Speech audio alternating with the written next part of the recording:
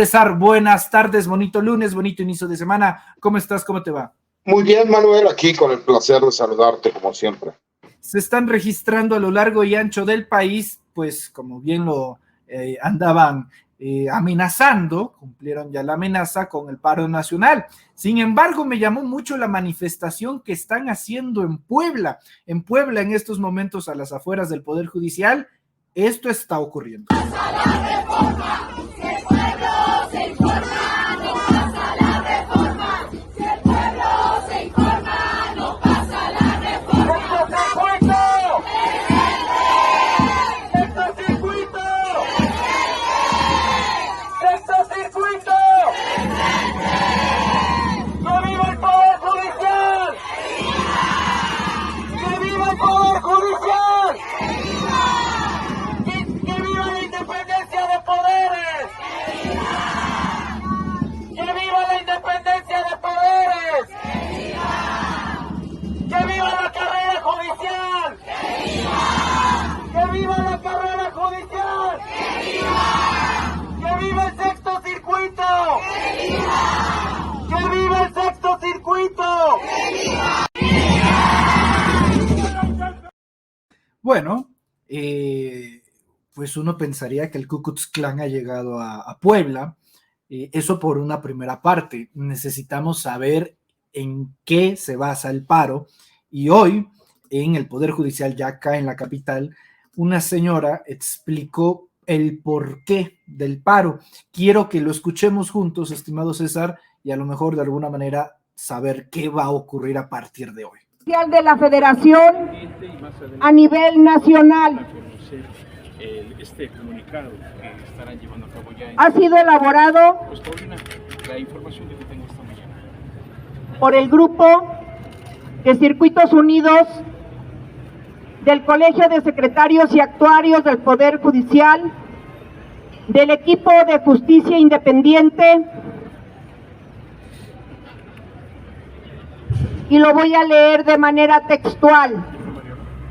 México, 19 de agosto de 2024. Al Congreso de la Unión y al pueblo de México. Hoy como nunca, México nos necesita unidos. Por ello, los trabajadores del Poder Judicial de la Federación asumimos una vez más nuestro compromiso de defender los derechos del pueblo mexicano contenidos en la Constitución Política de los Estados Unidos Mexicanos. Se hace un llamado urgente al pueblo de México, a las organizaciones civiles, a las barras de abogados, a todas las universidades, asociaciones de defensa de los derechos humanos, a la Asociación de Madres Buscadoras, sindicatos y colectivos a sumarse en defensa de nuestro país. Que nos sumemos a la causa, César. ¿Cómo ves? Mira, hay que entender que, pues a lo mejor sí ellos tienen el derecho no legítimo de manifestarse. Obviamente, me parece que ellos están en contra de lo que es la propuesta de reforma judicial.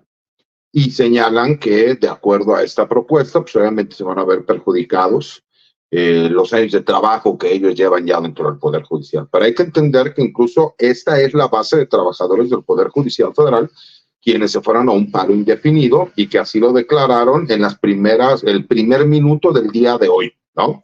Con esa noticia amanecimos. Obviamente yo tuve conocimiento desde la noche, porque dentro de la comunidad jurídica, pues obviamente tenemos interés en saber qué es lo que sucede con el Poder Judicial Federal. Y que aquí la persona que acabamos de escuchar, pues ella habla de la Asociación de Secretarios y de Actuarios del Poder Judicial Federal. Y estamos viendo las manifestaciones de cada uno de los circuitos judiciales. Recordemos que cada estado de la República es un circuito judicial distinto. Por eso tenemos 32 asociaciones por ahí que son las que se van a manifestar. Eso no quita que además de estos secretarios y actuarios, pues existe también un grueso de trabajadores del Poder Judicial Federal y que el sindicato en teoría también está apoyando, aunque no hemos visto manifestaciones públicas directamente o ningún comunicado del sindicato del Poder Judicial Federal. Recordemos que apenas el día de hoy se va a llevar a cabo la votación de la Asociación Nacional de Magistrados y Jueces de Distrito del Poder Judicial de la Federación, que se llama JUFET, ¿no? Y que la directora nacional es la jueza Juana Fuentes Velázquez, quien señaló que el día de hoy llevarían a cabo esta votación vía electrónica de todos aquellos jueces y magistrados federales que se hubieran registrado para poder realizar el voto, que son cerca de 1,200, ¿no? Aquí lo importante, mi querido Manuel, es que ellos están señalando que se van a ir a un paro indefinido y que este paro indefinido va a ser conforme a las reglas como cuando operó la suspensión derivado de lo que fue la situación del COVID en México, ¿no? Cuando se dio esta problemática y que entonces no se afectaría de forma real a las personas que se encuentren llevando algún litigio en cualquiera de las materias y dejarán guardias para lo que son la materia penal en los casos urgentes, ¿no? ¿Dónde viene, a mi punto de vista, la problemática? Que parecería que no están de acuerdo todos aquellos miembros del Poder Judicial y que sí hay una división en cuanto a que los jueces y magistrados tomarán apenas una decisión y que el grueso de secretarios y actuarios ya tomaron la decisión de irse al paro indefinido. Y obviamente no hemos escuchado lo que dice, ¿no?, el sindicato, el mayor sindicato del Poder Judicial Federal, porque hasta ahorita no se ha manifestado como tal, que ese es el grueso de 55,000 empleados, aunque dentro de estos 55,000 empleados también entran los jueces, los magistrados, los secretarios de acuerdos y los actuarios. Recordamos que existe un sinnúmero de trabajadores del Poder Judicial que no tienen absolutamente nada que ver incluso con el trabajo de la carrera judicial, ¿no? ¿Por qué? Porque ellos tienen elementos de seguridad, porque ellos tienen personal de afanadores, porque ellos tienen un sinnúmero de personas que trabajan dentro del Poder Judicial Federal y que no forzosamente tienen que ver con la actividad jurídica. Pero aquí, mi querido Manuel, parecería que están diciendo que la gente no tiene conocimiento de lo que se está proponiendo en la reforma judicial, y como la gente no tiene conocimiento, pues entonces ellos se van a ir al paro. Es un derecho que ellos tienen, sí, pero recordemos lo que ya dijo en su momento el senador Ricardo Monreal, que él señaló, si el Poder Judicial tomara la decisión de irse a un paro indefinido, podrían incurrir en delitos graves. ¿Y cuál podría ser ese delito? De acuerdo a lo que menciona el senador Monreal, bueno, pues serían delitos contra la administración de justicia. ¿Por qué? Pues porque obviamente se está retardando o entorpeciendo maliciosamente o por negligencia la administración de la justicia. Me parece que este ya es un reto directo y es un acto político que quiere influir en lo que va a ser la reforma judicial. ¿Por qué? Recordemos que todo se inició señalando que la reforma judicial sí era necesaria, incluso dentro de todos estos foros, incluso aquellos foros en los que el mismo Poder Judicial Federal llevó a cabo de forma independiente, reconocieron que se necesitaba una reforma al Poder Judicial. El problema es que no están de acuerdo en la forma como se está proponiendo que se lleve a cabo la reforma judicial, y ahora lo que no quieren es que exista reforma judicial. Entonces ya tenemos diferentes vertientes y están haciendo un llamado a diferentes asociaciones a nivel nacional para que se sumen a este paro. Me parece que la pregunta sería si la sociedad civil entiende qué es lo que ellos están pidiendo con este paro de labores, porque creo que es el punto más importante. Primero, acaban de decir que la gente no sabe qué es la reforma judicial y están diciendo en pocas palabras que si la gente se enterara, obviamente no estaría de acuerdo con la reforma judicial. Entonces la pregunta es, ¿qué es lo que proponen ellos? ¿No? Creo que esa parte sería muy importante, porque primero dijeron que sí era necesaria una reforma judicial, pero no la que están proponiendo, y ahora dicen no a la reforma judicial. Entonces ellos están manifestando para que no exista ningún cambio, y eso creo que sería una pregunta válida. Y como no hemos visto mayor interacción más que el señalamiento de que ellos se van a un paro indefinido, pues parecería que ahora entonces necesitamos nosotros como sociedad mayor información para saber por qué están manifestándose, ¿no? Si es por la forma en que se llevaría a cabo la reforma judicial o porque no quieren reforma judicial de ningún tipo.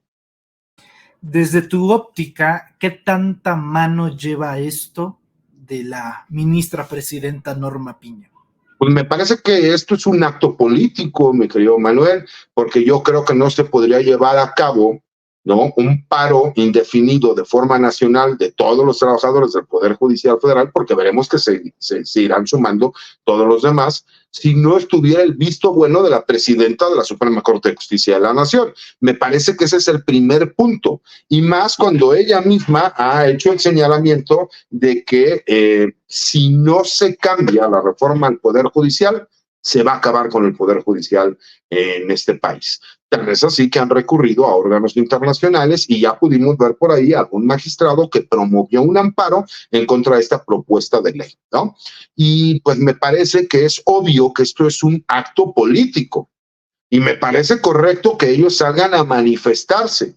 Pero entonces, ¿cómo cambia la situación? Cuando había manifestaciones de cualquier grupo, ¿no?, de la sociedad o de sindicatos que decían que era una bola de huevones revoltosos que les íbamos a tener que seguir pagando por ellos salir a manifestarse. Entonces ya vieron cómo sí tiene resultados la protesta social y es nada más entender qué es lo que vive la ciudadanía en el día a día. Pero esto, por supuesto, que es un acto que está consensuado por parte de la presidenta de la Suprema Corte de Justicia, que ella dio el visto bueno y que por supuesto que ella está apoyando. Sería ilógico pensar, ¿no?, que no es así. Ahora, en el caso tuyo, César, tú que eres abogado, por lo que estoy entendiendo y viendo, no es todo el Poder Judicial, ni son todos los elementos del Poder Judicial, es nada más un grupo que ha decidido tomar esta decisión. Por ejemplo, tú como abogado, el paro ya entrado en efecto, ¿te hace daño a ti? ¿Te permite llevar a cabo tus actividades profesionales? Hoy tú puedes seguir ejerciendo la abogacía como lo has hecho desde hace tantos años, o a partir de hoy ya fue diferente para ti. No, a partir de hoy ya es diferente no solo para mí, sino para la mayoría de los abogados postulantes en este país. ¿Por qué? Porque tenemos que recordar que muchos de los asuntos que llevamos los llevamos a lo mejor en materia federal. Pero además también, porque a lo mejor habrá muchísimas resoluciones que podrían recurrirse vía el amparo, que si bien es cierto, no van a contar los términos. El problema de la justicia, mi querido Manuel, es que justicia que no es pronta y expedita no es justicia, ¿sí me explicó? Entonces no podemos nosotros pensar que vamos a obtener justicia mientras se resuelve lo que el Poder Judicial a lo mejor legítimamente quiere salir a luchar a las calles, pero que realmente es un acto de carácter político, porque no es un acto de carácter jurídico. Esa es una realidad y por supuesto que me afecta a mí, me afecta a mis clientes y por supuesto que termina afectando directamente a mis hijos, a mi familia y a las personas dependientes de mi persona. ¿Por qué? Pues porque no puedo ejercer de forma plena lo que es mi carrera como abogado postulante. Ahora, eso es en el caso de un abogado. En el caso de una víctima, Dios no quiera, a mí o a alguien del chat, por decir algo, lo asaltan y le quitan, no sé, su billetera o algo de alto valor para la víctima, pone su denuncia y no pasará de ahí, porque no habrá Poder Judicial que pueda darle proceso al caso. ¿Es correcto? No, es que en este caso, por ejemplo, sí, porque el que está yendo a paro es el Poder Judicial Federal. Hay que saber distinguir. Una cosa es el Poder Judicial Federal y otra cosa es el Poder Judicial del Fuero Común. El delito que tú me acabas de describir van a seguir trabajando los juzgados, a menos de que se terminaran sumando los diferentes tribunales superiores de justicia de cada entidad federativa, o sea, estados de la República. A veces hay por ahí errores de apreciación por parte de la gente. Una cosa es el Poder Judicial Federal y otra cosa es el Poder Judicial de los tribunales de cada una de las ciudades, ¿no? El Tribunal Superior de Justicia de la Ciudad de México o el Tribunal Superior de Justicia del Estado de México o del Estado de Jalisco o el Estado de Nuevo León, etcétera. Y que no tiene que ver en los delitos del fuero común que pasan en el día a día. Pero te lo voy a poner al revés.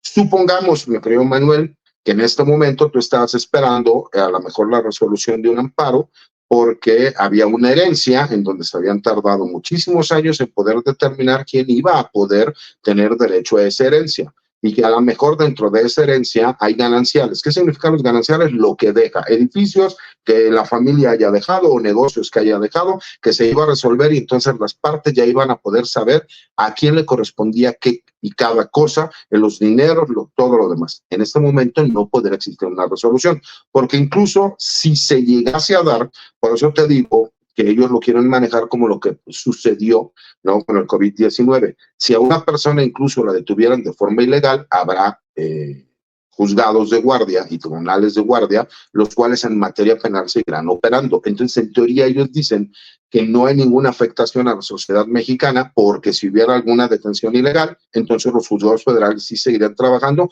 para promover un amparo.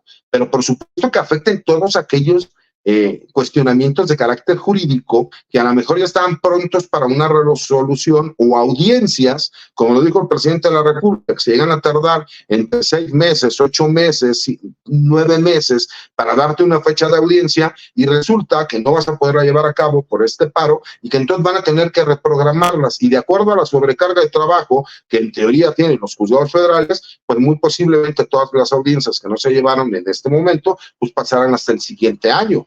¿Por qué? Pues porque todo lo que es en materia penal federal, todas aquellas personas que están siendo juzgados en juzgados federales, pues en teoría tendrían que seguirse llevando a cabo todos estos procesos. ¿Por qué? La pregunta viene aquí, ¿qué va a pasar con todas las detenciones que se lleven en estos días? Pues obviamente tendrá que existir juzgados de guardia que tendrán que estar llevando a cabo para las consignaciones y las imputaciones que se realicen en contra de estos delincuentes. Se supone que el acuerdo general se está manejando para que sea así, pero eso no quita que todavía no lo sabremos. ¿Por qué? Porque simple y sencillamente están cerrados los órganos de circuito. Entonces no sabemos ni siquiera si se están llevando a cabo las audiencias o no. Y además recordemos que apenas hasta el día de hoy todos los jueces y magistrados federales van a votar para saber si sí se van a ir al paro indefinido o no, contrario a lo que ya hicieron los secretarios y los actuarios del Poder Judicial Federal. Entonces tendremos que saber el día de hoy y la forma como se va a llevar a cabo ese trabajo, porque entonces ahí sí, a todos aquellos jueces en materia federal donde hay detenidos del fuero federal y que ellos tendrían que resolver, pues tendrían que estar trabajando y tendrían que estar dando el servicio. De lo contrario, pues entonces sí incurrirían en delitos. Entonces todavía es muy pronto ahorita para hacer el señalamiento, porque no sabemos en realidad, porque los jueces federales y los magistrados todavía no toman la decisión si se van al paro indefinido. La cuestión viene aquí, mi querido Manuel, si de facto tú no puedes ingresar a un juzgado federal porque ya fue tomado por otro grupo de trabajadores del Poder Judicial Federal, pues entonces no vas a poder realizar el trabajo ni la defensa de los derechos de los imputados que se encuentran detenidos, ni hacer valer el derecho de las víctimas que estuvieran ahí con su asesor jurídico para ver que las imputaciones de las personas que les cometieron un agravio o un presunto agravio se puedan desahogar. Porque en este momento, de acuerdo a lo que tenemos conocimiento, no se están desahogando audiencias, ni siquiera en materia penal, porque no los dejan ingresar, de acuerdo a lo que tenemos conocimiento, ¿no? A lo mejor habrá algún juzgado en donde sí les den la oportunidad de que entren los defensores particulares a realizar su trabajo. Pero si vemos que están tomadas las sedes del Poder Judicial Federal, pues se me hace poco probable que digan, es que usted tiene audiencia, entonces sí pase, porque lo poco que he tenido conocimiento es que no están dejando entrar a los abogados particulares para poder ejercer el derecho de defensa de sus clientes.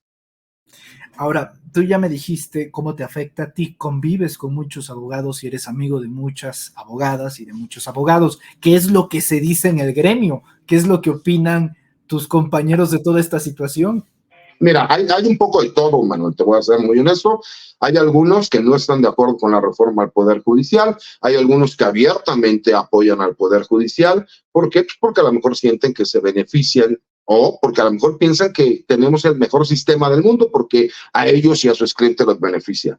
Pero la gran mayoría de los abogados postulantes saben que se necesita y que es obligatorio una reforma al Poder Judicial. A lo mejor no todos están de acuerdo con que sea por medio de votación, pero sí saben que es forzosa una reforma al Poder Judicial. ¿Por qué? Pues nada más por los tiempos que nos tardamos en obtener respuesta a la resolución de conflictos, ¿no? Desde ahí todos están de acuerdo. El problema es que a muchos les da miedo hablar públicamente porque saben que en el Poder Judicial Federal pues obviamente existe una idea de que todo aquel que no nos apoya está en nuestra contra. Y si estás en nuestra contra, entonces eres nuestro enemigo. Y si eres nuestro enemigo, obviamente tenemos que ir en contra tuya. Como yo te lo mencioné en algún momento, a mí ya me tocó que por mi actividad, ¿no? Social y de pensamiento y emitir mi punto de vista de forma pública, he tenido problemas en el Poder Judicial Federal al grado de que le han dado vista al Ministerio Público para que me inicien carpetas de investigación señalando que los escritos que yo firmo no es mi firma. Entonces tengo que gastar en peritos particulares para que vayan y digan, no, es que esta firma sí es su firma y que no. O sea, estamos hablando de escritos sin importancia que aún así lo hacen con el interés de afectarme personalmente. Pero como yo ya lo dije en alguna ocasión, yo ya me peleé con un presidente de la República, con un secretario de la Defensa, ya me tocó todo el peso del Estado que estuvo encima de mí, y aquí sigo y aquí seguiré. Entonces, todas esas amenazas que además han ido cumpliendo del Poder Judicial Federal, pues por supuesto que me afectan, pero no es momento ahorita no es momento, mi querido Manuel, de ser débiles en la opinión. Me parece que hay que decir lo que se tenga que decir, les moleste porque es necesario. Ellos podrán no estar de acuerdo, pero de que es necesaria una reforma al Poder Judicial, es necesaria. No están de acuerdo en las formas. Eso, ok, podemos entender que no están de acuerdo en las formas, pero de que es necesaria la reforma al Poder Judicial, eso nadie lo puede negar, y quien lo niegue está mintiendo. Normalmente cuando estalla una huelga o un paro, suele ser una relación obrero-patronal, ¿no?